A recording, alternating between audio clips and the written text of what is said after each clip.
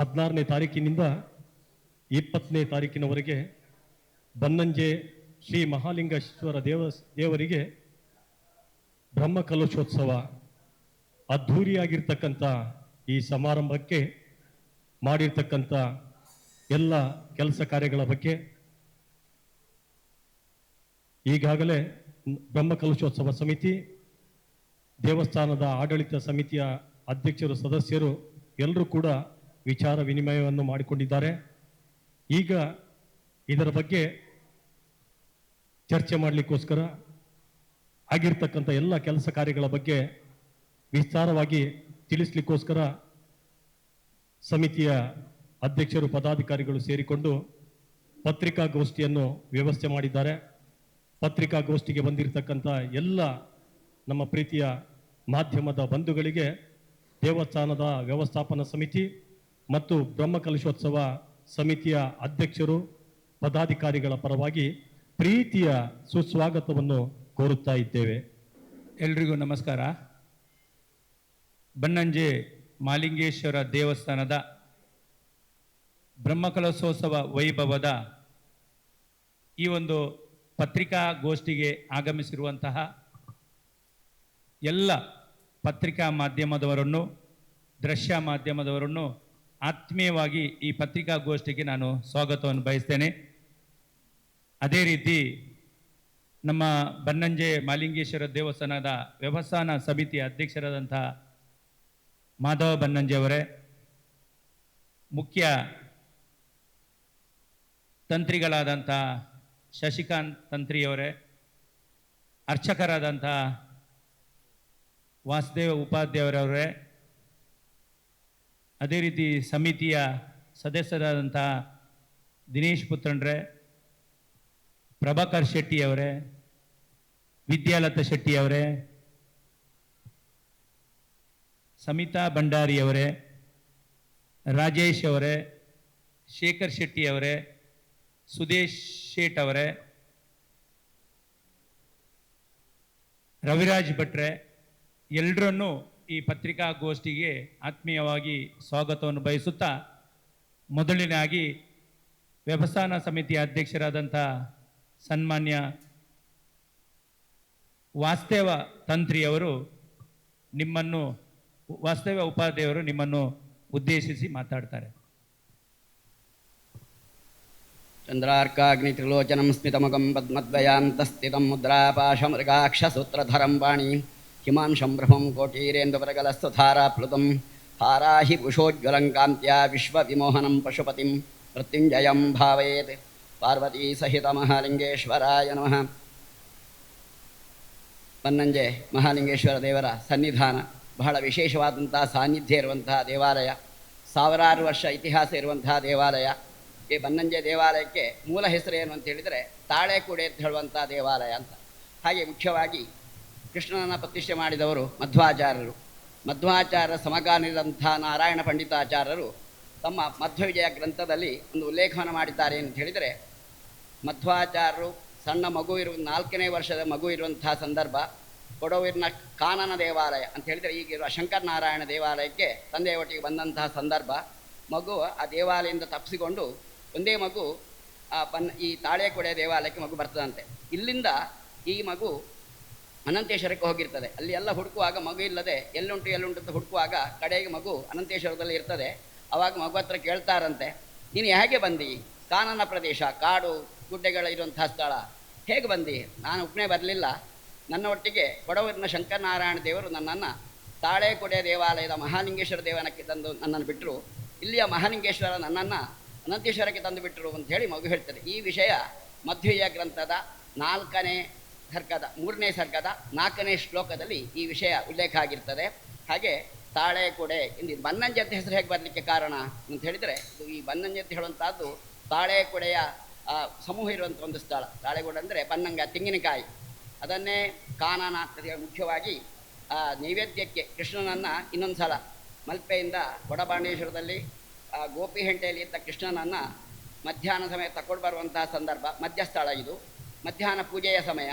ಇಲ್ಲಿ ತಂದು ಮಧ್ವಾಚಾರ್ಯರು ಪೂಜೆ ಮಾಡ್ತಾರೆ. ಆದರೆ ನೈವೇದ್ಯಕ್ಕೆ ಏನು ಇಲ್ಲದ ಸಂದರ್ಭ, ಆವಾಗ ಒಂದು ಬನ್ನಂಗಾಯಿ ಇರ್ತದೆ. ಬನ್ನಂಗಾಯಿ ಅಂತ ಹೇಳಿದರೆ ಬೊಂಡವೂ ಅಲ್ಲ, ಅತ್ಲಾಗೆ ತೆಂಗಿನಕಾಯಿ ಕೂಡ ಅಲ್ಲ, ಆ ಬಾವೆ ಇರುವಂಥ ಒಂದು ಬನ್ನಂಗಾಯಿ. ಅದನ್ನೇ ನೈವೇದ್ಯ ಮಾಡಿದ್ರಿಂದ ಬನ್ನಂಜೆ ಅಂತ ಹೇಳುವಂಥ ಹೆಸರು ಬಂತು ಅಂತ ಹೇಳಿ ಕೆಲವು ಉಲ್ಲೇಖಗಳೆಲ್ಲ ತಿಳಿಸ್ತದೆ. ಅದೂ ಅಲ್ಲದೆ ಈ ದೇವಾಲಯವನ್ನು ಖರಾಸುರ ಅಟ್ಟಾಸುರ ಅಂತ ಹೇಳುವಂಥ ರಾಕ್ಷಸರು ಪ್ರತಿಷ್ಠೆ ಮಾಡಿದ್ದು ಅಂತ ಹೇಳಿ ಸಹ್ಯಾದ್ರಿ ಖಂಡದಲ್ಲಿ ಈ ವಿಷಯ ಗೊತ್ತಾಗಿರ್ತದೆ.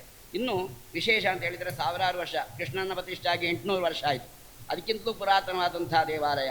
ಇನ್ನು ಹೊರಗೊಂದು ಶಾಸನ ಉಂಟು, ಅದರಲ್ಲಿ ಅಳುಪ ವಂಶದ ರಾಜ ಈ ದೇವಾಲಯವನ್ನು ಜೀರ್ಣೋದ್ಧಾರ ಮಾಡಿದ ಅಂತ ಹೇಳುವಂಥ ವಿಷಯ ಅಲ್ಲಿ ಗುರುರಾಜ ಭಟ್ರು ನಮಗೆ ತಿಳಿಸಿದ್ದಾರೆ.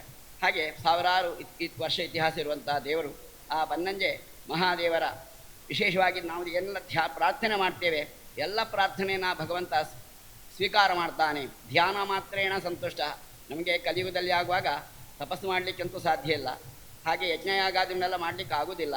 ಒಬ್ಬರೊಬ್ಬರಿಂದ ದೇವಾಲಯವನ್ನು ಕೂಡ ಕಟ್ಟಲಿಕ್ಕೆ ಸಾಧ್ಯ ಇಲ್ಲ. ಇರುವಂತಹ ಸ್ವಲ್ಪ ಆಯುಷ್ಯ, ಸ್ವಲ್ಪ ಸಮಯದಲ್ಲಿ ಭಗವಂತನ ಉಳಿಸಿಕೊಳ್ಳುವಂಥ ಮಾರ್ಗ ಅಂತ ಹೇಳಿದರೆ ಪ್ರಾರ್ಥನೆ ಭಜನೆ. ನಾವು ಎಷ್ಟು ಪ್ರಾರ್ಥನೆ ಮಾಡ್ತೇವೆ, ಭಜನೆ ಮಾಡ್ತೇವೆ, ಅದರಲ್ಲಿ ನಾನು ಸಂತುಷ್ಟನಾಗ್ತೇನೆ ಅಂತ ದೇವರು ಹೇಳಿದ ಒಂದು ವಾಕ್ಯ, ಧ್ಯಾನ ಮಾತ್ರೇಣ ಸಂತುಷ್ಟ. ಹಾಗೆ ಯಂ ಯಂ ಚಿಂತಯತೆ ಕಾಮಂ ತಂ ತಂ ಪ್ರಾಪ್ನೋತಿ ಲೀಲೆಯ. ಭಗವಂತನಿಗೆ ಎಲ್ಲ ಗೊತ್ತುಂಟು, ಯಾವ ರೀತಿಯಲ್ಲಿ ಯಾರಿಗೆ ಏನೆಲ್ಲ ಕೊಡಬೇಕು ಅಂತ ಎಲ್ಲವೂ ಗೊತ್ತುಂಟು. ಹಾಗೆ ನಾವು ಏನು ಮನಸ್ಸಿನಲ್ಲಿ ಚಿಂತನೆ ಮಾಡ್ತೇವೆ ಎಲ್ಲವನ್ನು ಕೂಡ ಭಗವಂತ ನಮಗೆ ಅನುಗ್ರಹ ಮಾಡ್ತಾನೆ ಅಂತ ಶಾಸನಗಳೆಲ್ಲ ಹೇಳ್ತವೆ. ಹಾಗೆ ಯಾರು ಭಕ್ತಿಯಿಂದ ಭಗವಂತನ ಚಿಂತನೆ ಮಾಡ್ತಾರೋ ಅವರವರ ಎಲ್ಲ ಇಷ್ಟಾರ್ಥವನ್ನು ಕೂಡ ದೇವರು ಆ ಭಗವಂತ ಅನುಗ್ರಹ ಮಾಡ್ತಾನೆ. ಮುಖ್ಯವಾಗಿ ದೇವರನ್ನು ನಾವು ಪಡ್ಕೊಳ್ಬೇಕಾದ್ರೆ ಮುಖ್ಯವಾಗಿ ನಮಗೆ ಪ್ರೀತಿ ಬೇಕು. ಅದನ್ನೇ ಪ್ರೀತಿಪೂರ್ವಕವಾದ ಕರ್ತವ್ಯವನ್ನೇ ಭಕ್ತಿ ಅಂತ ಹೇಳುವಂಥದ್ದು. ಇನ್ನು ನಾವು ಮಾಡುವಂಥ ಕೆಲಸದಲ್ಲಿ ಶ್ರದ್ಧೆ ಬೇಕು. ಶ್ರದ್ಧೆ ಇಲ್ಲದ ಕೆಲಸ ಮಾಡಿದರೆ ಏನು ಫಲ ಇಲ್ಲ. ಮುಖ್ಯ ಶ್ರದ್ಧೆ ಅಂದರೆ ಏನಿದ್ರು ಅನುಸಂಧಾನ. ಭಗವಂತನ ಋಷಿ ಮುನಿಗಳೆಲ್ಲ ಯಾವ ರೀತಿಯಲ್ಲಿ ಪ್ರಾರ್ಥನೆ ಮಾಡಿದ್ದಾರೋ ಆ ಭಗವಂತನನ್ನು ಅನುಸಂಧಾನ ಮಾಡೋದಕ್ಕೆ ಶ್ರದ್ಧೆ ಅಂತ ಹೆಸರು. ಇನ್ನು ವಿಶ್ವಾಸ ಬೇಕು. ವಿಶ್ವಾಸ ಇಲ್ಲದೆ ಕೂಡ ಏನು ನಡೆದಿಲ್ಲ. ವಿಶ್ವಾಸೋ ಫಲದಾಯಕ ಅಂತ ಹೇಳಿದ್ದಾರೆ. ಮುಖ್ಯವಾಗಿ ಎಲ್ಲದಕ್ಕೂ ವಿಶ್ವಾಸ ಬೇಕು. ಉದಾಹರಣೆಗಾಗಿ ನಮಗೆ ಜ್ವರ ಬಂತು ಅಂತ ಮಾಡುವ, ನಾವು ಡಾಕ್ಟರ್ ಹತ್ರ ಯಾಕೆ ಹೋಗೋದು? ಕಾಲಿಗೆ ಒಂದು ಲೋಟ ನೀರು ಹಿಡ್ಕೊಂಡು ಜ್ವರ ಗುಣ ಆಗಲಿ ಅಂತ ಕುಡಿದ್ರೆ ಆಗ್ತದಾ? ಇಲ್ಲ, ಡಾಕ್ಟರ್ ಹತ್ರವೇ ಹೋಗ್ಬೇಕು. ಯಾಕಂತೇಳಿ ಡಾಕ್ಟ್ರಲ್ಲಿ ಒಂದು ವಿಶ್ವಾಸ. ಎರಡು ಧೈರ್ಯದ ಮಾತು ಹೇಳಿದರೆ ಸಾಕು. ಅಥವಾ ಅವ್ರು ಬೇಕಾದರೆ ನೀರನ್ನೇ ಕೊಡಲಿ ಇಂಜೆಕ್ಷನ್ ಅಂತ ನಮ್ಗೆ ಗುಣ ಆಗ್ತದೆ. ಹೇಗೆ? ಆ ಡಾಕ್ಟ್ರಲ್ಲಿರುವಂಥ ವಿಶ್ವಾಸ. ಹಾಗೇನು ಪ್ರತಿಯೊಂದು ಕೆಲಸದಲ್ಲಿ ಕೂಡ ವಿಶ್ವಾಸ ಬೇಕು. ಇನ್ನು ಜ್ಞಾನ ಅಂತ ಹೇಳುವಂಥದ್ದು ಬೇಕು. ನಾವು ಈ ಕಲಿಯುಗದಲ್ಲಿ ಆಗುವಾಗ ಎಷ್ಟು ಕಲ್ತರೂ ಕಡಿಮೆ, ಅದಕ್ಕೆ ಮುಗಿದಂತ ಹೇಳಿಲ್ಲ. ಈಗ ಹೊಸ ಹೊಸ ಆವಿಷ್ಕಾರಗಳೆಲ್ಲ ಬರ್ತಾ ಇರ್ತದೆ. ಅದರಿಂದ ಮುಖ್ಯವಾಗಿ ನಮಗೆ ಜ್ಞಾನ ಬೇಕು. ಇದಿಷ್ಟುಂಟು ನಿಮ್ಗೆ ಎಲ್ಲ ಕೆಲಸಕ್ಕೂ ಕೂಡ ಜಯ. ಖಾಲಿ ಆಧ್ಯಾತ್ಮಿಕ ವಿಷಯದಲ್ಲಿ ಮಾತ್ರ ಹೇಳೋದಲ್ಲ ನಾನು, ಪ್ರತಿಯೊಂದು ಲೌಕಿಕವಾದಂಥ ಯಾವುದೇ ಕೆಲಸ ಬೇಕಾದರೆ ಆಗಿರಲಿ, ಆ ಮಾಡುವಂಥ ಕೆಲಸದಲ್ಲಿ ಪ್ರೀತಿ, ವಿಶ್ವಾಸ, ಹಾಗೆ ಶ್ರದ್ಧೆ, ಜ್ಞಾನ ಇದಿಷ್ಟುಂಟು. ಎಲ್ಲ ಕೆಲಸಕ್ಕೆ ಜಯ ಪ್ರಾಪ್ತಿಯಾಗುವುದರಲ್ಲಿ ಏನೂ ಸಂದೇಹ ಇಲ್ಲ. ಹಾಗೆ ಮುಖ್ಯವಾಗಿ ನಾವು ಈಗ ಆ ಭಗವಂತನ ಬ್ರಹ್ಮಕಲಶೋತ್ಸವದ ಸಂದರ್ಭದಲ್ಲಿದ್ದೇವೆ. ಅದರಲ್ಲಿ ಕೂಡ ಪ್ರತಿ 12 ವರ್ಷಕ್ಕೊಮ್ಮೆ ಬ್ರಹ್ಮಕಲಶ ಆಗಬೇಕು ಅಂತ ಹೇಳುವಂಥ ಆಧ್ಯಾತ್ಮಿಕ ಚಿಂತನೆಯಲ್ಲ ನಮಗೆ ತಿಳಿಸಿರ್ತಾರೆ. 2013ರಲ್ಲಿ ಪುನರ್ ಪ್ರತಿಷ್ಠೆಯಾಗಿ ವೈಭವದಿಂದ ಬ್ರಹ್ಮಕಲಶ ದೇವರ ಸನ್ನಿಧಾನ ನಡೆದಿದೆ. ಹಾಗೆ 13 ವರ್ಷಗಳ ಪರ್ಯಂತವಾಗಿ ಈಗ ನಂತರ ಆ ದೇವರ ಸನ್ನಿಧಾನದಲ್ಲಿ ಪುನಃ ಬ್ರಹ್ಮಕಲಶ ಆಗ್ತಾ ಉಂಟು. ಹಾಗೆ ಸಾಧಾರಣ ನಮ್ಮ ಎಲ್ಲ ಸಮಿತಿಯ ಎಲ್ಲ ಸದಸ್ಯರು ಸಾಧಾರಣ 1-2 ತಿಂಗಳಿಂದ ಇದರ ಹಿಂದೆ ನಾವು ಹೋಗ್ತಾ ಇದ್ದೇವೆ ಈಗ ವಿಷಯದ ಬಗ್ಗೆ. ಅದರಲ್ಲಿ ಕೂಡ ಶಿವರಾತ್ರಿಯ ಪರ್ವಕಾಲ ಬಂತು, ಫೆಬ್ರವರಿಯಲ್ಲಿ ಶಿವರಾತ್ರಿ. ಹಾಗೆ ಈಗ ಬ್ರಹ್ಮಕಲಶ ನಡೀತಾ ಉಂಟು. ಅದಕ್ಕಿಂತ ಎಲ್ಲ ಭಕ್ತರು ಕೂಡ ಆ ಭಗವಂತನ ಸೇವೆ ಮಾಡುವಂಥ ಅವಕಾಶವನ್ನು ದೇವರು ಅನುಗ್ರಹ ಮಾಡಿ ಯಾರೆಲ್ಲ ಭಗವಂತನ ಸೇವೆ ಮಾಡ್ತಾರೋ ಅವರಿಗೆಲ್ಲ ಅವರವರ ಇಷ್ಟಾರ್ಥವನ್ನು ಮಹಾರುದ್ರ ಅನುಗ್ರಹ ಮಾಡಿ ನಡೆಸಿಕೊಡಲಿ ಅಂತ ದೇವರನ್ನು ಪ್ರಾರ್ಥನೆ ಮಾಡ್ತೇವೆ. ಅದಕ್ಕೂ ಇನ್ನೂ ಕೆಲವು ಯೋಜನೆಗಳೆಲ್ಲ ಉಂಟು. ನಮಗೆ ದೇವಕ್ಕೆ ಸ್ಥಳದ ಅಭಾವ, ಅದಕ್ಕೋಸ್ಕರವಾಗಿ ದೇವಸ್ಥಾನದ ಸಮೀಪದಲ್ಲಿ 36 ಸೆಂಟ್ಸ್ ಜಾಗು ನಮಗೆ ದೇವರಿಗೋಸ್ಕರವಾಗಿ ಹತ್ತಿರ ಸಿಕ್ಕಿದೆ. ಅದು ಬೇರೆ ಬೇರೆ ಎಲ್ಲೆಲ್ಲಿ ಇದ್ದರೂ ನಮಗೆ ಸಿಕ್ಕುತ್ತೆ, ಪ್ರಯೋಜನ ಇಲ್ಲ. ದೇವರಿಗೆ ಸನ್ನಿಧಾನಕ್ಕೆ ತಾಗಿದ್ದರಿಂದ ಅದನ್ನು ನಾವು ವಿಕ್ರಯ ಮಾಡಬೇಕು. ಈಗ ಒಂದು 50 ಲಕ್ಷ ನಾವು ಈಗ ಅದರಲ್ಲಿ ಅಡ್ವಾನ್ಸ್ ಕೊಟ್ಟಿದ್ದೇವೆ. ಇನ್ನೂ 1.5 ಕೋಟಿವರೆಗೆ ದುಡ್ಡು ಬೇಕು. ಹಾಗೆ ಆದ್ದರಿಂದ ಎಲ್ಲರೂ ಕೂಡ ಆ ಭಕ್ತಾದಿಗಳು ಭಗವಂತನ ಬ್ರಹ್ಮಕಲಶೋತ್ಸವದಲ್ಲಿ ಭಾಗಿಯಾಗಿ ತನು ಮನ ಧರಗಳಿಂದ ಸಹಕರಿಸಿ ವಿಶ್ವವನ್ನು ವೈಭವದಿಂದ ನಡೆಸಿಕೊಡ್ಬೇಕು ಅಂತ ನಾವು ಆ ಮಹಾರುದ್ರದೇವರನ್ನು ಪ್ರಾರ್ಥನೆ ಮಾಡ್ತೇವೆ. ನಿಮ್ಮ ಮಾಧ್ಯಮದವರು ನೀವು ಬಹಳ ವಿಶೇಷವಾಗಿ ಮಾಧ್ಯಮದವರು ಅಂತ ಹೇಳಿದರೆ ಇಡೀ ಪ್ರಪಂಚಕ್ಕೆ ನಿಮ್ಮ ಅಲ್ವಾ ವಿಷಯ ಪರೀಕ್ಷೆ ಎಲ್ಲ ತಿಳಿಸುವಾಗ. ಆದ್ದರಿಂದ ನಾವು ನಿಮ್ಮಲ್ಲಿ ವಿಶೇಷವಾಗಿ ಕೇಳ್ಕೊಳ್ತೇವೆ ಅಂತ ಹೇಳಿದರೆ ನಿಮ್ಮ ಮಾಧ್ಯಮದ ಪ್ರಕಾರ ಪ್ರತಿಯೊಂದು ಮೊಬೈಲ್ ಆಗಲಿ ಅಥವಾ ಪತ್ರಿಕಾ ಇದರಲ್ಲಾಗಲಿ ಎಲ್ಲದರಲ್ಲಿ ಕೂಡ ನಿಮ್ಮ ಸಹಾಯ ನಮಗೆ ಅನುಗ್ರಹ ಮಾಡಿ ಆ ದೇವರ ಉತ್ಸವವನ್ನು ವೈಭವದಿಂದ ನಡೆಯುವ ಹಾಗೆ ನೀವೆಲ್ಲ ಸಹಕಾರಿಯಾಗಬೇಕು ಅಂತ ನಾನು ನಿಮ್ಮನ್ನು ಪ್ರಾರ್ಥನೆ ಮಾಡ್ತೇವೆ. ಅಧ್ಯಕ್ಷರು, ಪ್ರಥಮವಾಗಿ ಪತ್ರಿಕಾ ಮಾಧ್ಯಮದವರನ್ನು ಕ್ಷೇತ್ರದ ಪರವಾಗಿ ನಾನು ಹಾರ್ದಿಕವಾಗಿ ಸ್ವಾಗತ ಮಾಡ್ತಾ ಇದ್ದೇನೆ. ಕಳೆದ ಎರಡು ಮೂರು ತಿಂಗಳಿಂದ ಬ್ರಹ್ಮಕಲಶೋತ್ಸವದ ಪ್ರಯುಕ್ತ ಬ್ರಹ್ಮಕಲಶೋತ್ಸವ ಸಮಿತಿಯನ್ನು ನಮ್ಮ ಈ ದೇವಳದ ವ್ಯವಸ್ಥಾಪನಾ ಸಮಿತಿಯ ಸದಸ್ಯರು ಅಲ್ಲದೆ ಪ್ರಾಮುಖ್ಯವಾಗಿ ದೇವಸ್ಥಾನದ ಪ್ರಧಾನ ಅರ್ಚಕರು, ತಂತ್ರಿಗಳು ಇವರ ನೇತೃತ್ವದಲ್ಲಿ ಬ್ರಹ್ಮಕಲಶೋತ್ಸವ ಸಮಿತಿ ಆಗಿದೆ. ಸಮಿತಿಯಾಗಿ ಎಲ್ಲ ರೀತಿಯ ಜವಾಬ್ದಾರಿಗಳನ್ನು ಆಯಾ ಕಟ್ಟಿನಲ್ಲಿ ಆ ಸಮಿತಿಯ ಸದಸ್ಯರಿಗೆ ನಾವು ನೀಡಿದ್ದರಿಂದ ಇಂದಿನ ದಿನ ನಮಗೆ ಬ್ರಹ್ಮಕಲಶೋತ್ಸವ ಮಾಡಲಿಕ್ಕೆ ಇನ್ನು ಕೇವಲ ಕೆಲವೇ ದಿನಗಳು ಬಾಕಿ ಇರುವುದು. 3-4 ದಿನದಲ್ಲಿ ನಮ್ಮ ಬ್ರಹ್ಮಕಲಶೋತ್ಸವದ ಚಾಲನೆ ಪ್ರಾರಂಭ ಆಗ್ತದೆ. ಪ್ರಾಮುಖ್ಯವಾಗಿ ನಾವೀಗಾಗಲೇ 2013ರಲ್ಲಿ ಪುನರ್ ಪ್ರತಿಷ್ಠೆ ಬ್ರಹ್ಮಕಲಶೋತ್ಸವ ಆಗಿದ್ದರೂ ಕೂಡ ನಮ್ಮ ದೇವಳದ ತಂತ್ರಿಯವರು ಬ್ರಹ್ಮಕಲಶೋತ್ಸವವನ್ನು 12 ವರ್ಷಗಳೊಮ್ಮೆ ಮಾಡಬೇಕು ಎನ್ನತಕ್ಕಂಥ ಅವರ ಮಾತಿನಂತೆ ಈ ನಮ್ಮ ವ್ಯವಸ್ಥಾಪನಾ ಸಮಿತಿ ಬ್ರಹ್ಮಕಲಶೋತ್ಸವಕ್ಕೆ ಕಾರ್ಯೋನ್ಮುಖವಾಗಿದೆ. ಇದು ನಮ್ಮ ಯೋಗ. ನಮ್ಮ ವ್ಯವಸ್ಥಾಪನಾ ಸಮಿತಿಯ 9 ಜನ ಸದಸ್ಯರು ಯಾರಿದ್ದೇವೆ, ಅಲ್ಲದೆ ನಮ್ಮ ಸಂಚಾಲಕರು, ನಮ್ಮದೆಲ್ಲ ಒಂದು ಮಹಾಲಿಂಗೇಶ್ವರ ದೇವರ ನಮಗೆ ಕೊಟ್ಟಂಥ ಒಂದು ವರದಾನ. ಈ ವರದಾನದಿಂದಲೇ ನಾವೀಗ ಸಮಿತಿಯೊಂದಿಗೆ ಹೋಗ್ತಾ ಇದ್ದೇವೆ. ಈಗಾಗಲೇ ಬ್ರಹ್ಮಕಲಶೋತ್ಸವದ ಪ್ರಯುಕ್ತ ಬ್ರಹ್ಮಕಲಶೋತ್ಸವದ ಕಚೇರಿ ಉದ್ಘಾಟನೆ ಆಗಿದೆ.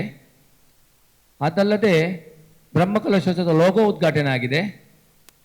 ಬ್ರಹ್ಮಕಲಶೋತ್ಸವದ ಆಮಂತ್ರಣ ಪತ್ರಿಕೆ ಉದ್ಘಾಟನೆ ಆಗಿದೆ. ಚಪ್ಪರ ಮುಹೂರ್ತ ಆಗಿದೆ. ಅಲ್ಲದೆ ಕಾಣಿಕೆ ಡಬ್ಬಿ, ಈ ಕಾಣಿಕೆ ಡಬ್ಬಿಯ ವಿಶೇಷತೆ ಏನಂತ ಹೇಳಿದರೆ, ನಮ್ಮ ದೇವಳದ ಅರ್ಚಕರು ಹೇಳಿದ ಹಾಗೆ ದೇವಸ್ಥಾನಕ್ಕೆ ನಮಗೆ ಒಂದು ಪಾರ್ಕಿಂಗಿನ ವ್ಯವಸ್ಥೆ ಇಲ್ಲ. ಕಳೆದ ಸಮಿತಿಯವರು ಇದರ ಬಗ್ಗೆ ಪ್ರಯತ್ನವನ್ನು ಮಾಡಿದರೂ ಕೂಡ ಅದನ್ನು ನಾವೀಗ ಮುಂದುವರಿಸಿಕೊಂಡು ಹೋಗ್ತಾ ಇದ್ದೇವೆ. ಪಾರ್ಕಿಂಗಿನ ಸಮಸ್ಯೆಯನ್ನು ನಿವಾರಣೆ ಮಾಡಬೇಕೆನ್ನತಕ್ಕಂಥ ನಮ್ಮದು ಒಂದೇ ಉದ್ದೇಶ. ಬಂದ ಭಕ್ತರು ರಸ್ತೆಯಲ್ಲಿ ಗಾಡಿ ನಿಲ್ಲಿಸಬಾರ್ದು, ಒಳಗೆ ಅವರಿಗೆ ಬರಬೇಕು. ಹಾಗಾಗಿ ನಾವು ದೇವಳದ ಎದುರು ಭಾಗದಲ್ಲಿರುವ 36 ಸೆನ್ಸ್ ಜಾಗವನ್ನು ಈಗಾಗಲೇ ನಾವು 1,55,00,000ಕ್ಕೆ ನಾವು ಮಾತುಕತೆಯನ್ನು ಮಾಡಿ 50 ಲಕ್ಷವನ್ನು ನಾವು ಈಗಾಗಲೇ ಅವರಿಗೆ ಮುಂಗಡವಾಗಿ ನೀಡಿದ್ದೇವೆ. ಇನ್ನು 1,05,00,000ವನ್ನು ನಮಗೆ 1 ವರ್ಷದ ಒಳಗೆ, ಅಂದರೆ ನಾಡ್ದು ಬರುವ ಏಪ್ರಿಲ್ನ ಒಳಗೆ ನಾವು ಅದನ್ನು ಕೊಟ್ಟು ದೇವರಿಗೆ ಆ ಜಾಗವನ್ನು ಸಮರ್ಪಣೆ ಮಾಡಬೇಕೆನ್ನತಕ್ಕಂಥ ಒಂದು ದೊಡ್ಡ ಆಸೆ ನಮ್ಮ ಎಲ್ಲ ವ್ಯವಸ್ಥಾಪನಾ ಸಮಿತಿ ಹಾಗೂ ಬ್ರಹ್ಮಕಲಶೋತ್ಸವ ಸಮಿತಿಯವರದ್ದು ಒಂದು ಇಚ್ಛೆ. ಈ ರೀತಿಯಾಗಿ ಜಾಗವನ್ನು ಮಾಡಬೇಕೆನ್ನತಕ್ಕಂಥ ಒಂದು ಉದ್ದೇಶದಿಂದ ನಾವು ಈಗಾಗಲೇ ದೇವಳದ ಒಳಗೆ ಒಂದು ಕೂಪನ್ ವ್ಯವಸ್ಥೆಯನ್ನು ಮಾಡಿದ್ದೇವೆ. ಕೆಲವು ಭಕ್ತರು ದೇವರ ಒಳಗೆ ಬಂದು ದೇವರಲ್ಲಿ ಪ್ರಾರ್ಥನೆ ಮಾಡಿ ನನ್ನದೊಂದು ಕಿರು ಸೇವೆ ಕೊಡ್ತೇನೆ ಅನ್ನತಕ್ಕಂಥ ಇಚ್ಛೆ ಅವರಲ್ಲಿ ಇದ್ದಾಗ 1,000ದಿಂದ 5,000ದ ಕೂಪನನ್ನು ನಾವು ಮಾಡಿದ್ದೇವೆ. 1,000ದ ಕೂಪನ್ನು ತೆಗಿಬೋದು, ಅಂತೂ 5,000 ಮೇಲ್ಪಟ್ಟು ಆ ಕೂಪನ್ ಹೋಗುವುದಿಲ್ಲ. 1,001, 2 ಈ ರೀತಿ ಹೋಗುವಾಗ ಅದು ನಮಗೆ ಎಲ್ಲ ಕೂಪನ್ಗಳು ಹೋದರೂ ಕೂಡ ನಮಗೆ ಅದಕ್ಕೆ ಬೇಕಾದಂಥ ಜಾಗದ ದೇಣಿಗೆ ನಮ್ಮ ಅದರಲ್ಲಿ ಸಂಗ್ರಹ ಆಗ್ತದೆ. ಅದು ಅಲ್ಲದೆ ಚದರ ಮೀಟ್ರಿಗೆ 2,000 ರೂಪಾಯಿ ಲೆಕ್ಕದಲ್ಲಿ ಯಾರಾದರೂ ಕೊಡದಿದ್ದರೂ ಅದು ಕೂಡ ನಮಗೆ ಒಂದು ಸಂಗ್ರಹ ಆಗ್ತದೆ. ಅದು ಅಲ್ಲದೆ 1 ಸೆನ್ಸ್ ಜಾಗವನ್ನು ನಮ್ಮ ಮೂಲಕ ನಾವು ಕೊಡ್ತೇವೆ ಅಂತ ಹೇಳಿದಾಗ 5,15,000 ರೂಪಾಯಿಯನ್ನು ಅವರು ಕಟ್ಟಿದರೆ ಅದರಲ್ಲಿಯೂ ಕೂಡ ಜಾಗವನ್ನು ದೇವರಿಗೆ ಸಮರ್ಪಣೆ ಮಾಡ್ಬೋದು. ಅದು ಅಲ್ಲದೆ ದಿನ ಬರುವಂಥ ದೇವರ ಭಕ್ತರಿಗೆ ಈ ರೀತಿಯ ಕಾರ್ಯಕ್ರಮಗಳಲ್ಲಿ ನಮಗೆ ಇಷ್ಟು ಕೊಡಲಿಕ್ಕೆ ಆಗುವುದಿಲ್ಲ ಎನ್ನುವಂಥ ಅವರ ಮನದಲ್ಲಿ ಬೇಸರ ಇದ್ದರೆ ಅವರ ಮನಸ್ಸಿನ ಬೇಸರವನ್ನು ನೀಗಿಸಲಿಕ್ಕೋಸ್ಕರ ನಾವು ಕಾಣಿಕೆ ಡಬ್ಬಿಯನ್ನು ಮಾಡಿದ್ದೇವೆ. ಈ ಕಾಣಿಕೆ ಡಬ್ಬಿದ ವಿಶೇಷತೆ ಏನಂತ ಹೇಳಿದರೆ, ಕಾಣಿಕೆ ಡಬ್ಬಿ ನಾವು ಅವರಿಗೆ ಕೊಡುವಾಗ ಫ್ರೀಯಾಗಿ ನಾವು ಕೊಡುವುದಿಲ್ಲ. ಆ ಕಾಣಿಕೆ ಡಬ್ಬಿಯ ಮಹತ್ವ ಬೇಕಂತೇಳಿ 100 ರೂಪಾಯಿಯನ್ನು ಪಡ್ಕೊಂಡು ಕಾಣಿಕೆ ಡಬ್ಬಿಯನ್ನು ನಮ್ಮ ಭಕ್ತರಿಗೆ ಕೊಡ್ತಾ ಇದ್ದೇವೆ. ಆ ಕಾಣಿಕೆ ಡಬ್ಬಿಯಲ್ಲಿ ಅವರು ಕಾಣಿಕೆಯನ್ನು ಹಾಕಿ 1 ವರ್ಷದ ಅವಧಿ ಅವರಿಗೆ ಬರುವ ಏಪ್ರಿಲ್ನ 1 ವರ್ಷದ ಅವಧಿಯ ಒಳಗೆ ಕಾಣಿಕೆ ಡಬ್ಬಿಯನ್ನು ಅವರು ತುಂಬಿಸಿ ದೇವರಿಗೆ ಸಮರ್ಪಣೆ ಮಾಡುವಂಥ ಒಂದು ಅವಕಾಶ. ನಾವು 5,000 ಕಾಣಿಕೆ ಡಬ್ಬಿಯನ್ನು ಭಕ್ತರಿಗೆ ಕೊಡಬೇಕೆನ್ನತಕ್ಕಂಥ ಇಚ್ಛೆ ನಮ್ಮದು.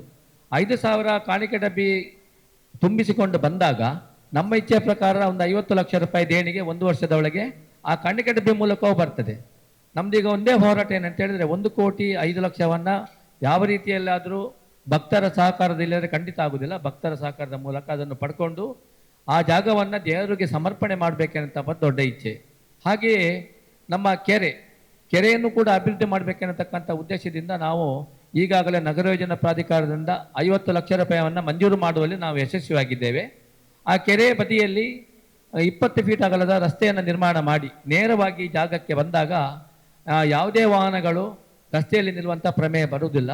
36 ಸೆನ್ಸ್ ಜಾಗದ ಒಳಗೆ ಎಲ್ಲ ವಾಹನವನ್ನು ನಿಲ್ಲುವಂಥ ವ್ಯವಸ್ಥೆ, ಅದು ಅಲ್ಲದೆ ಮುಂದಿನ ಯೋಜನೆಗಳು ಅದರಲ್ಲಿ ಕೆಲವಿದೆ. ಅದನ್ನು ಕೂಡ ಒಂದು ಮಾಡುವಂಥ ನಮ್ಮ ಪ್ರಯತ್ನ. ಈ ಪ್ರಯತ್ನದಲ್ಲಿ ಭಕ್ತರು ನಮಗೆ ತುಂಬ ಸಹಕಾರ ಕೊಡ್ತಾರೆ ಅನ್ನತಕ್ಕಂಥ ಒಂದು ಇಚ್ಛೆಯಿಂದ ನಾವು ಈ ಬಾರಿ ಬ್ರಹ್ಮಕಲಶೋತ್ಸವವನ್ನು ಅತಿ ವೈಭವದಿಂದ ಮಾಡಬೇಕೆನ್ನತಕ್ಕಂಥ ಇಚ್ಛೆಯಿಂದ ಈಗಾಗಲೇ ನಮಗೆಲ್ಲ ಹೇಳಿದ ಹಾಗೆ ಎಲ್ಲವನ್ನು ನಾವು ಪ್ರಚಾರ ಮಾಡಿದ್ದೇವೆ. ಧ್ವನಿಸುರುಳಿಯನ್ನು ಮಾಡಿದ್ದೇವೆ. ಮೊನ್ನೆ ದೀಪಾಲಂಕಾರವನ್ನು ಮಾಡಿ ಆಯಿತು. ಅಲ್ಲದೆ ಮುಂದಿನ ದಿನಗಳಲ್ಲಿ ಹಸಿರುವರೆ ಕಾಣಿಕೆ, ನಾಡ್ದು 15ನೇ ತಾರೀಕಿಗೆ ಬೃಹತ್ ಶೋಭಾಯಾತ್ರೆ.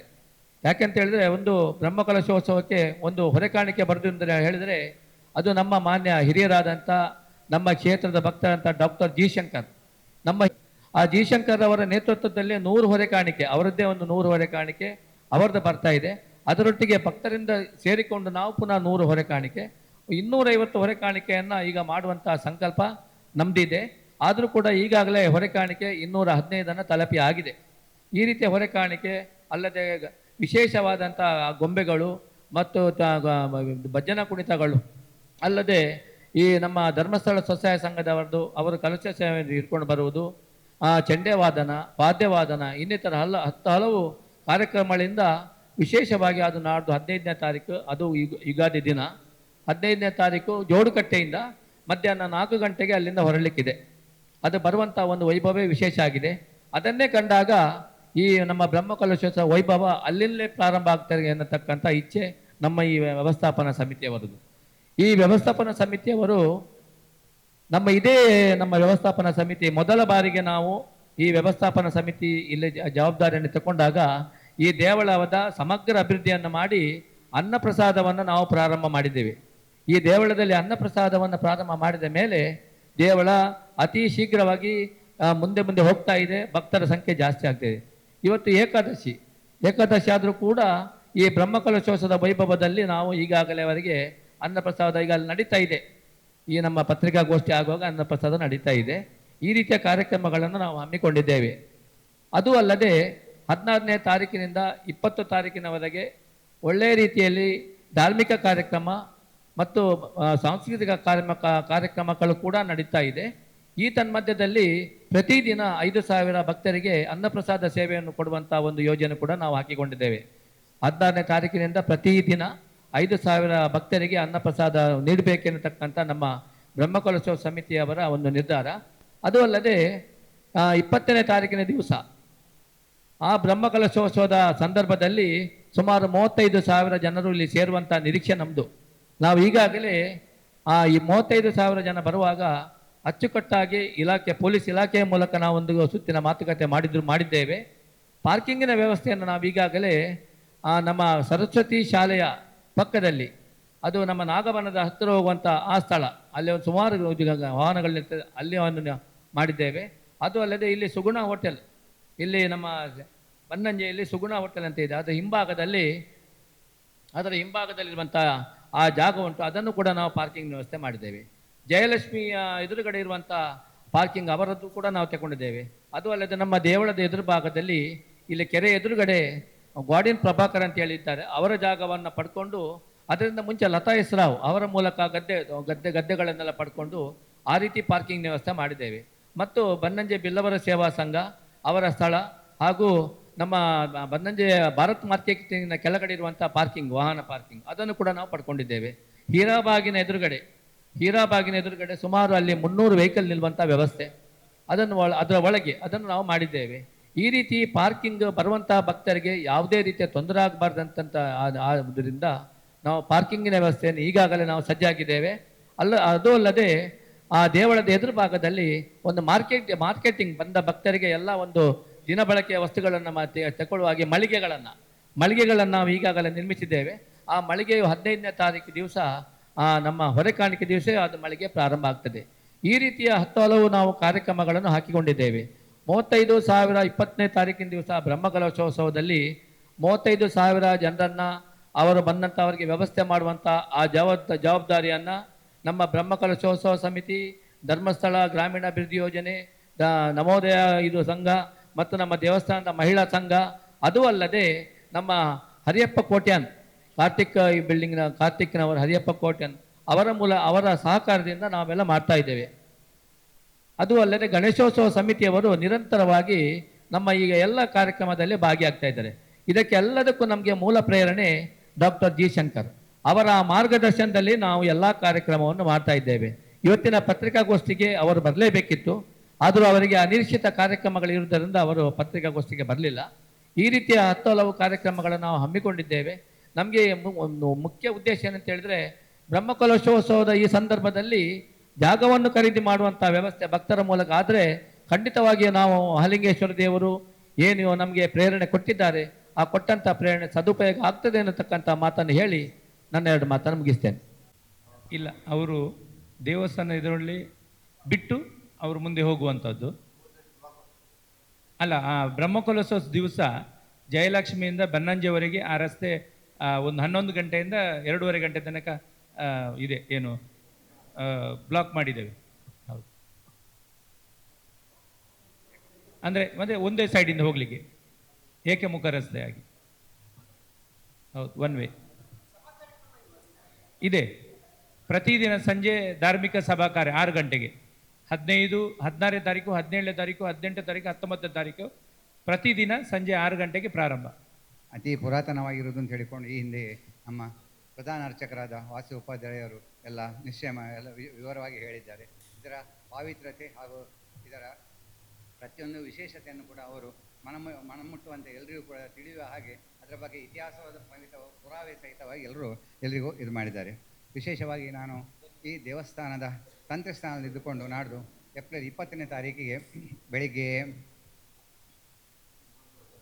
9:15 ಸುಮುಹೂರ್ತದಲ್ಲಿ ಮಹಾಕುಂಭಾಭಿಷೇಕ ಬ್ರಹ್ಮಕಲಶ ಅಭಿಷೇಕವನ್ನು ಮಾಡುವಂಥ ನಿಶ್ಚಯ ಮಾಡೋದು ಅಂತ ಹೇಳಿಕೊಂಡು ಅಭಿಷೇಕವನ್ನು ಮಾಡೋದು ಅಂತ ಹೇಳುವಂಥದ್ದು ಎಲ್ಲ ಸಮಸ್ತ ಗ್ರಾಮಸ್ಥರು ಹಾಗೆ ವ್ಯವಸ್ಥಾಪನಾ ಸಮಿತಿಯವರಲ್ಲಿ ನಿರ್ಧರಿಸಿಕೊಂಡು ಈಗಾಗಲೇ ಸುಮಾರು 2 ತಿಂಗಳಿನಿಂದ ರಾತ್ರಿ ಹಗಲು ನಿಸ್ವಾರ್ಥವಾಗಿ ಅದಕ್ಕೆ ಬೇಕಾಗಿ ಎಲ್ಲರೂ ಓಡಾಡಿಕೊಂಡು ಎಲ್ಲ ಪ್ರತಿಯೊಂದು ವಿಷಯದಲ್ಲಿ ಕೂಡ ಅದಕ್ಕೆ ಬೇಕಾಗುವಂಥ ಧನ ಕನಕ ಹಾಗೂ ಏನೆಲ್ಲ ವ್ಯವಸ್ಥೆಗಳು ಬೇಕೋ ಅದನ್ನೆಲ್ಲವನ್ನು ಕೂಡ ಮಾಡ್ತಾ ಇದ್ದಾರೆ, ಮುಂದುವರಿಸಿಕೊಂಡು ಹೋಗ್ತಾ ಇದ್ದಾರೆ. ಸೊ ತಾವೆಲ್ಲರೂ ವಿಶೇಷವಾಗಿ ನಮ್ಮ ಪತ್ರಿಕಾ ಮಾಧ್ಯಮದವರು ಈ ವಿಷಯವಾಗಿ ನಾವು 20ನೇ ತಾರೀಕಿನ ಬ್ರಹ್ಮಕಲಶೋತ್ಸವವನ್ನು ಎಲ್ರಿಗೂ ಮನೆ ಹಾಗೂ ಮನಕ್ಕೆ ಮುಟ್ಟುವ ಹಾಗೆ ಪ್ರತಿಯೊಬ್ಬರಿಗೂ ಅದನ್ನು ಸಿಗುವಂಥ ಒಂದು ಸೇವೆಯನ್ನು ತಾವುಗಳು ನಮಗೆ ದೇವಸ್ಥಾನದ ಪರವಾಗಿ ಮಾಡಿ ಕೊಡಬೇಕು ಅಂತ ಹೇಳುವಂಥ ಸಂದರ್ಭ ಹೇಳಿಕೊಂಡು ಈ ಸಂದರ್ಭದಲ್ಲಿ ನಾನು ತಮಗೆ ಹೇಳಲಿಕ್ಕೆ ಬಯಸ್ತಾ ಇದ್ದೇನೆ. ಹಾಗೂ ವಿಶೇಷವಾಗಿ ಏನಂತ ಹೇಳಿದ್ರೆ, ಇದು ಯಾರೋ ಒಬ್ಬರದ್ದು ಕೆಲಸವಲ್ಲ, ಇಡೀ ಭಕ್ತ ಸಮೂಹ ಗ್ರಾಮಸ್ಥರು ಎಲ್ಲ ಒಟ್ಟು ಸೇರಿಕೊಂಡು ಆ ಭಗವಂತನ ಸೇವೆ ಮಾಡುವಂಥದ್ದು. ಇದರಲ್ಲಿ ಯಾವುದೇ ರೀತಿಯಲ್ಲಿ ಕೂಡ ಒಂದು ದುರಾಸೆ ಅಥವಾ ಯಾವುದೇ ಒಂದು ಆಕ್ಷೇಪ ಅಪೇಕ್ಷೆ ಯಾವುದಿಲ್ಲ. ಏನೋ ಪ್ರತಿಯೊಬ್ಬರದ್ದು ವಿಶೇಷ ಮನೋಕಾಮನ ಏನಂತ ಹೇಳಿದರೆ, ಅವರವರ ಭಕ್ತಿಗೆ ಅನುಗುಣವಾಗಿ ಆ ಸ್ವಾಮಿ ಅವರವರಿಗೆ ಅನುಗ್ರಹಿಸಿಕೊಟ್ಟು ಎಲ್ಲರನ್ನೂ ಕೂಡ ಸರ್ವೇ ಜನ ಸುಖಿನೋ ಭವಂತು ಸಮಸ್ತ ಸನ್ಮಂಗಲಾನಿ ಭವಂತು ಈ ಕಾನ್ಸೆಪ್ಟ್ನಲ್ಲಿ ಆ ಪರಮಾತ್ಮನು ಎಲ್ರಿಗೂ ಒಳ್ಳೆಯದನ್ನು ಮಾಡಲಿ, ಗ್ರಾಮಕ್ಕೆ ಸುಭಿಕ್ಷೆ ಕೊಡಲಿ. ವಿಶೇಷವಾಗಿ ರಾಷ್ಟ್ರಕ್ಕೆ ಬರುವಂತಹ ಏನೇ ದುರಿತ ಇದ್ದರೂ ಕೂಡ ಅದನ್ನೆಲ್ಲ ನಿವಾರಿಸಿಕೊಂಡು ನಮಗೆಲ್ಲರಿಗೂ ಉತ್ತರೋತ್ತರ ಅಭಿವೃದ್ಧಿ ಮಾಡಿಕೊಟ್ಟು ಆ ಸ್ವಾಮಿಯ ಅನುಗ್ರಹ ನಮ್ಗೆ ಎಲ್ಲರಿಗೂ ಸಿಗಲಿ ಅಂತ ಹೇಳುವಂಥದ್ದು ಈ ಶುಭ ಸಂದರ್ಭದಲ್ಲಿ ನಾನೊಂದು 2 ಮಾತು